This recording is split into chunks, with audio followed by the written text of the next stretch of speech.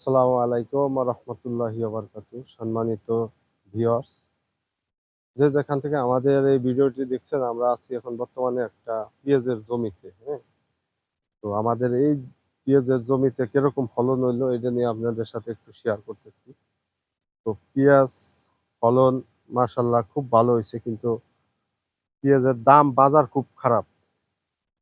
তো যারা সরকারি ঊর্ধ্বতম কর্মকর্তা এবং যারা এমনি সাধারণ মানুষ আমাদের ভিডিওগুলো দেখে থাকেন, তো আমাদের এই ভিডিওটি একটু লাইক কমেন্ট শেয়ার করে মানুষের কাছে পৌঁছে দিবেন।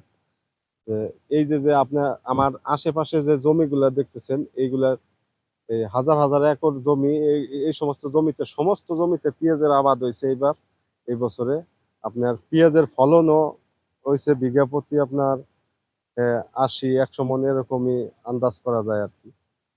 তো পেঁয়াজের সাইজ আপনাদের সাথে একটু শেয়ার করে, দেখেন কত সুন্দর পেঁয়াজ। অথচ সাধারণ যারা কৃষক আছে, আমাদের মতো যারা সাধারণ কৃষক আছে, তারা কিন্তু ওই যে পেঁয়াজের দাম পাইতেছে না, এই দাম নিয়ে একটু সংশয়ের ভিতরে আছে।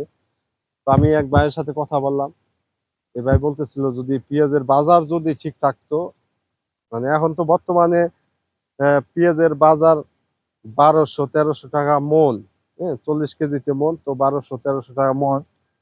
তো যদি বাজারটা ২,২০০-২৫০০ টাকা এরকম পাইতো, তাও মোটামুটি আর কি কৃষক বাইচে থাকার মতো একটা সম্ভাবনা আগামীতে পেঁয়াজ চাষের আহ, মানে চাষ করার মন মানসিকতা নিয়ে আর কি থাকতে পারতো। তো এই যে ১২০০ ১২০০ ১৩০০ টাকা মন পেঁয়াজ বিক্রি করে, এর কেজি প্রতি আপনার পেঁয়াজে, এই কৃষক ভাই বলতেছিল যে খরচ আছে ৪০ থেকে ৪৫-৫০ টাকার মতো খরচ পড়ে ১ কেজি পেঁয়াজ আবাদে। হ্যাঁ, সার কীটনাশক সবকিছুরই দাম বৃদ্ধি। হ্যাঁ, কামলা খরচ সব মিলাইয়া এই ৪৫-৪০ টা মানে এরকম আর কি খরচ আসে। কিন্তু ওই হিসেবে যে পেঁয়াজের যে দাম, এই পেঁয়াজের দাম নিয়ে কৃষক একটু সংশয়ের ভিতরে আছে। এই ২০ টা ২৫ টা পেঁয়াজ বর্তমানে বিক্রি করে এই কৃষকের এই জমির যে খরচ খরচা, এগুলো উঠতেছে না।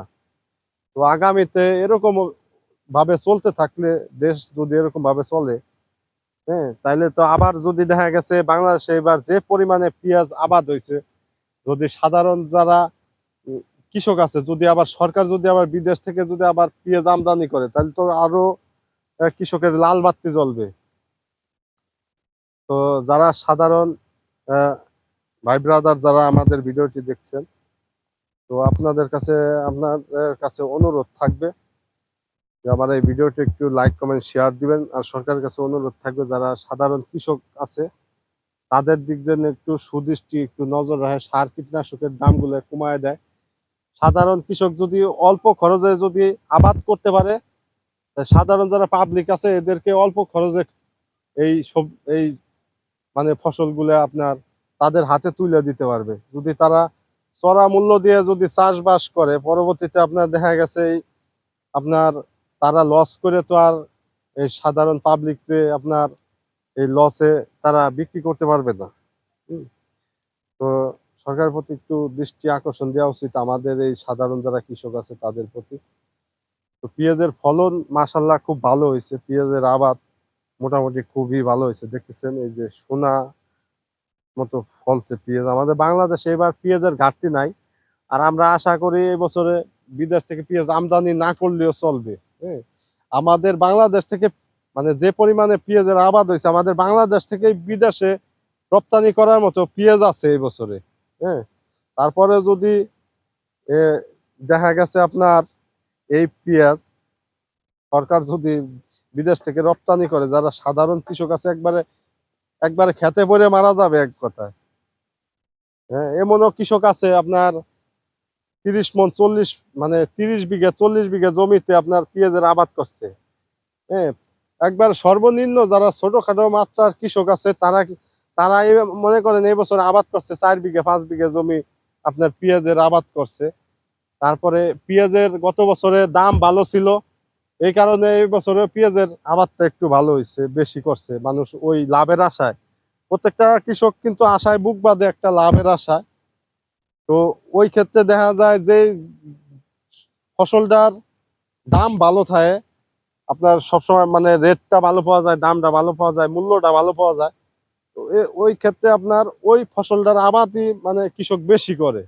দেখা গেছে একটা ফসল করছে, এই ফসলে লস গেছে, পরবর্তীতে ওই কৃষকের মন ভেঙে গেলে তারা আর কিন্তু ওই মাঠে নাইমা ওই ফসলটা আর আবাদ করতে চায় না। তো যারা সাধারণ যারা কৃষক আছে তাদের প্রতি যেন সরকার একটু দৃষ্টি আকর্ষণ করে। এই যে সাধারণ দেখা গেছে আমরা ইদানিং দেখি যে আপনার ওই ভ্যানওয়ালা, রিক্সাওয়ালা, অটোওয়ালা সবাই কিন্তু আপনার আহ, তাদের রুজি রোজগারের উপরে কোনো হামলা হইলে কিংবা ইয়া হইলে তারা সংগ্রাম করে, মিছিল করে, তারা আন্দোলন করে।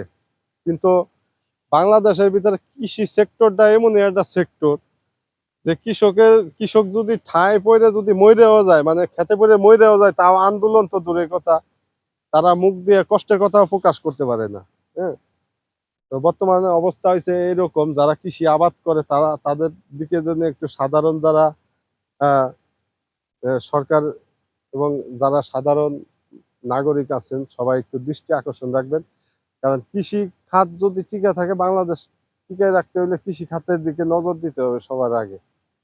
হ্যাঁ, আপনার অনেক টাকা আছে, আপনি অনেক টাকা ইনকাম করতেছেন, কিন্তু আপনার টাকা কোনো কাজে আসবে না। আপনার এই কৃষক যদি ফসল না ফলায়, তাহলে কিন্তু আপনার এই এই ফসলটা আপনার পেটে যাবে, আপনার পেটে কিন্তু আর টাকা আপনি কামড়ায় খাইতে পারবেন না, এই ফসলই কিন্তু আপনার পেটে যাবে। তো এই ক্ষেত্রে আপনারা একটু সুদৃষ্টি এবং নজর দিবেন। 5 মিনিটের একটা ভিডিও দেওয়ার চেষ্টা করলাম, আর কিভাবে মানে পেঁয়াজের ফলন কিরকম কিভাবে হয় আপনারা আপনাদের একটু দেখানোর চেষ্টা করছি। এই যে দেখতেছেন, এই যে মূলত এই পেঁয়াজ গুলো এই যে উঠানো হচ্ছে, এই যে এগুলা আপনার পেঁয়াজ লাগানোর পরে এই যে পেঁয়াজ গুলো ভাঙ্গে দেওয়া হয়েছে, ভাঙ্গে দেওয়ার পরে আবার পরে এই যে পেঁয়াজ গুলো এই যে দেখতেছেন, এই যে সারিবদ্ধভাবে রাখা হয়েছে এই যে পেঁয়াজ। বিঘা প্রতি এবছর আশা করা যাইতেছে 80 থেকে 100 মণ পেঁয়াজ আপনার বিঘা প্রতি কৃষক ফলন পাইছে। খুব ভালো ফলন হয়েছে আল্লাহর রহমতে। আপনাদের সাথে শেয়ার করতেছি, একটু দেখানোর চেষ্টা করতেছি। এই যে দেখতেছেন এই পেঁয়াজ গুলো এখন আপনার প্রত্যেকটা কৃষকের মাথায় উঠবে। তো সবাই সুস্থ থাকবেন, ভালো থাকবেন, এই কামনা আজকের মতো ভিডিও শেষ করলাম। আল্লাহ হাফেজ সবাই।